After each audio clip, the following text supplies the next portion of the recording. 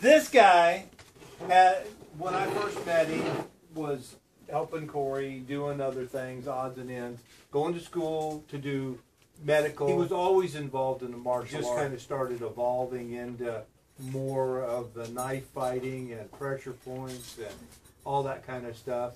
And then it dawned on him that, you know what, there's just nothing out there that's really like what it needs to be. So he has designed and has the patents on all these knives that are here. And we have knives that are lethal weapons, and we have less than lethal weapons. And so he's going to show us about the less than lethal that you're not afraid to deploy. Well, this is that less than lethal that you're not afraid to deploy.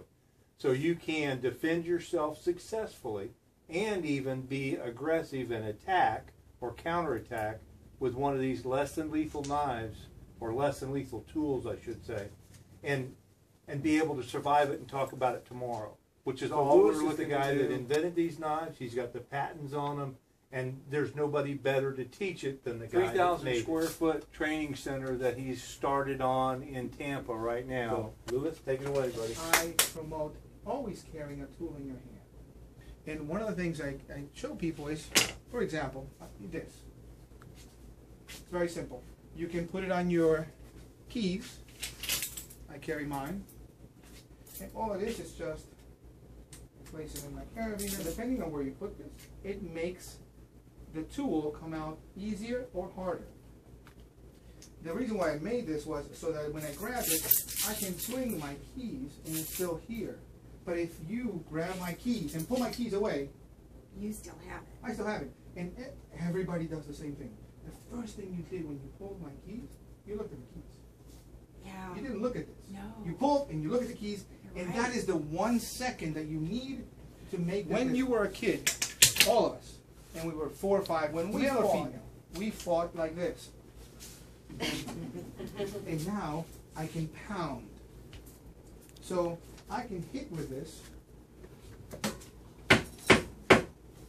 And this is a knife. I left marks. You didn't dent my wood. Yes, I did. Yeah.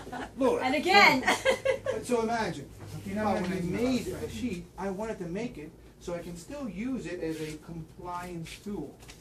But if I hit you this way, or if I hit you this way, this is called a hook, and this is called an uppercut.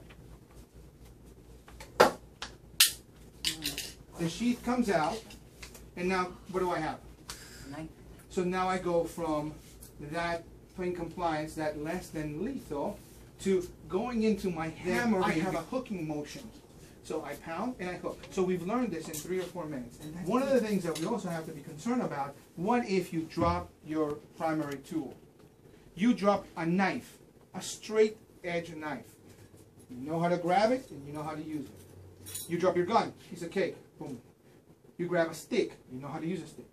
You grab a pepper spray, easy to spray. But when you grab that, it took you a little while. And that's also that hiccup that you want somebody. This is called a thumb support. Easy to open.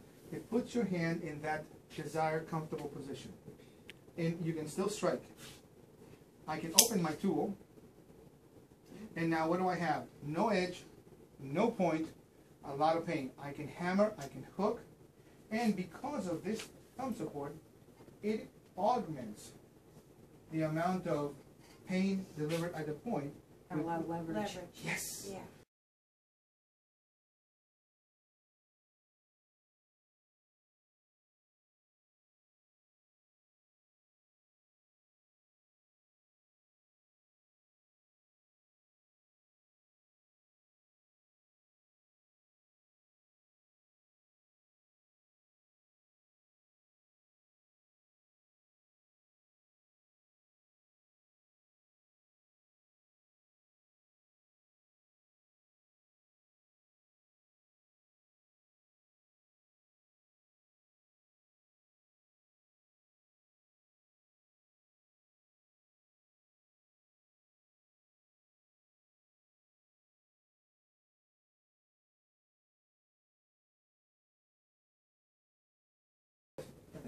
If I do have a tool in my hand, and he grabs, and he's gonna punch, what am I doing? I'm protecting myself, right?